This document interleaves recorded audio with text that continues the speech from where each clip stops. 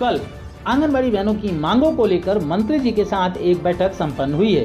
तो आप सभी के मन में सवाल जरूर होगा कि क्या हुआ इस बैठक में, इस बैठक का क्या निर्णय निकला है, आंगनबाड़ी बहनों की मांगों पर क्या निर्णय हुआ है, आंगनबाड़ी बहनों को क्या दशहरा से पहले खुशखबरी मिल पाएगी। ये तमाम सवाल जो हैं वो आपके मन में भी जरूर चल रहे होंगे। तो आइए आपके इन सवालों का जवाब देते हैं।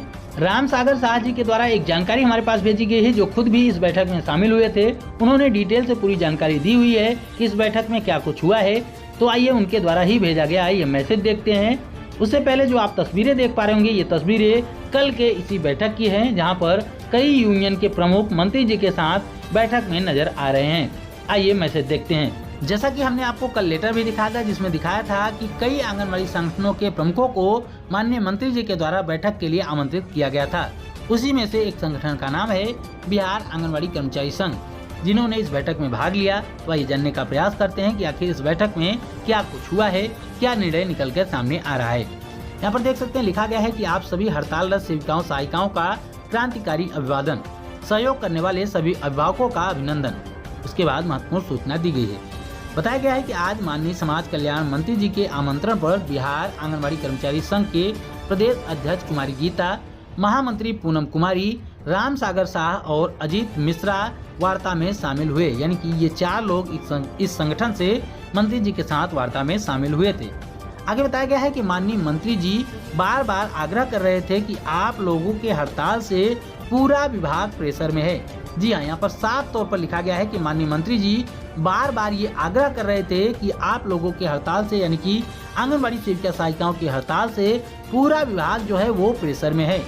मंत्री जी बोल रहे थे कि आप लोग हड़ताल तोड़ दीजिए, सरकार आपको अच्छा ही देगी, यानी कि कुछ अच्छी खुशखबरी ही देगी। आप लोग कल से काम पर लौट जाइए, इसका निवेदन भी उनके द्वारा किया जा रहा था। यानी कि आप समझ सकते हैं आंगनबाड़ी बहनों के इस हड़ताल से पूरा विभाग जो है वो प्रेशर में है। और प्रेशर में क्यों न हो, क्योंकि आंगनबाड़ी बहनें ही हैं जो कि जमीनी स्तर पर काम करती हैं पूरे विभाग का।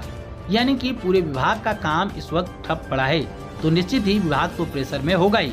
साथ में विभाग के मंत्री भी प्रेशर में होंगे, इसके अलावा सरकार भी प्रेशर में होगी, क्योंकि तमाम ऐसे कार्य हैं जो कि केंद्र सरकार के द्वारा दिए जाते हैं। यानी कि केंद्र सरकार का काम भी कहीं न कहीं बाधित हो रहा है। इसलिए बिहार सरकार भी प्रेशर में होगी और केंद्र की सरकार भी इसके लिए प्रेशर में होगी।